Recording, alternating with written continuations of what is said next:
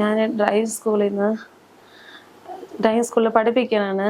അപ്പോൾ അവിടെ നിന്ന് വണ്ടിയുടെ ഒരു ഇത് വാങ്ങിക്കാൻ വേണ്ടിയായിട്ട് ഞാൻ അപ്പുറത്ത് പോയതാണ്. അപ്പോൾ ഞാൻ ഇവർ ഓവർടേക്ക് വരണത് എന്നെ കണ്ട് ഞാൻ ഇവരെ ഓവർടേക്ക് ചെയ്ത് പോയി. അവിടെ നിന്നതിൻ്റെ ഇടയിൽ ഇവർ വന്ന് കഴുത്തിൽ പിടിച്ച് പൊട്ടിച്ച്. നേരത്തെ ശ്രദ്ധിച്ചിട്ടുണ്ടായിരുന്നു.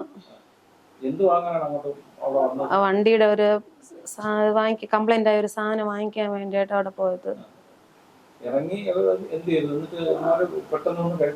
കഴുത്തിൽ പിടിച്ച് ഉടനെ എന്റെ വണ്ടി അങ്ങോട്ട് വലത് സൈഡോട്ട് ഞാൻ ഇടത്തോട്ടായിട്ട് പോയി. പിന്നെ അവിടെ ഇട്ട് പൊട്ടിച്ചെടുത്തിട്ട് പോയി. വിളിച്ച്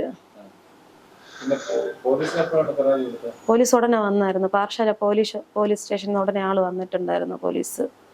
അത് പിന്നെ അത് വന്നിട്ട് ഒഴിയൂർ സ്റ്റേഷൻ പരിധിയായതുകൊണ്ട് പിന്നെ ഇങ്ങോട്ടത്തേക്ക് ഇവിടെ വന്നു. ഇല്ല കണ്ടിട്ടില്ല. രണ്ടുപേരും ഹെൽമെറ്റ് ധരിച്ചിട്ടുണ്ടായിരുന്നു. അവിടെ ബാക്ക് വന്നിട്ട് ബാക്കിലിരുന്ന ആള് ഹെൽമെറ്റ് പൊക്കി. പക്ഷെ എനിക്ക് മുഖം കാണാൻ പറ്റില്ല, കണ്ണ് മാത്രമേ കാണാൻ പറ്റുള്ളൂ. ഹെൽമെറ്റ് ഗ്ലാസ് മാത്രം പൊക്കിയിട്ടുണ്ടായിരുന്നു. ഇല്ല അങ്ങനെയൊന്നും അറിയാനൊന്നും പറ്റിയില്ല. ഇപ്പോഴത്തെ ഒരു പുതിയ മോഡലേ അതാണെന്ന് അറിഞ്ഞൂടാ എനിക്ക്. ഇല്ല സ്ലോയില്. ഞാൻ ജംഗ്ഷനിൽ വെച്ച് അവരെ കണ്ടായിരുന്നു. അവര് നിർത്തിയിട്ടിട്ടുണ്ടായിരുന്നു വണ്ടി. അപ്പൊ ഞാൻ അവരെ പാസ് ചെയ്ത് തന്നെയാണ് ഞാൻ ലെഫ്റ്റ് സൈഡിലോട്ട് പോയത്.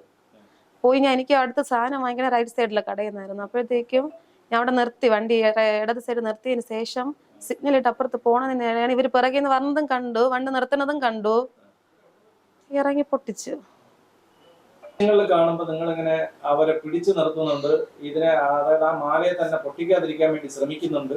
അത് എന്താണ് അപ്പോഴുള്ള അനുഭവം കൂടെ ഒന്ന് പറയാമോ? കഷ്ടപ്പെട്ടുണ്ടാക്കിയ സാധനം നഷ്ടപ്പെട്ടു പോകുമ്പോൾ ഉള്ളൊരു വേദന എനിക്ക് അപ്പോഴും തോന്നി. എങ്ങനെയെങ്കിലും പിടിക്കണമെന്ന് തോന്നിയാണ് ഞാൻ എന്നെ കൊണ്ട് പറ്റാവുന്ന വിധം ഞാൻ പിടിച്ചു വെച്ചത്. പക്ഷെ നിന്നില്ല കൈക്ക്. ശരീരം മൊത്തം വേദനയുണ്ട്. പിന്നെ കൈ ഇവിടെ ചെറിയൊരിതുണ്ട്, പിന്നെ കാലില് ചെറിയൊരു വേദനയുണ്ട്, കഴുത്ത് ഇവിടെ ഒത്തുപോരും.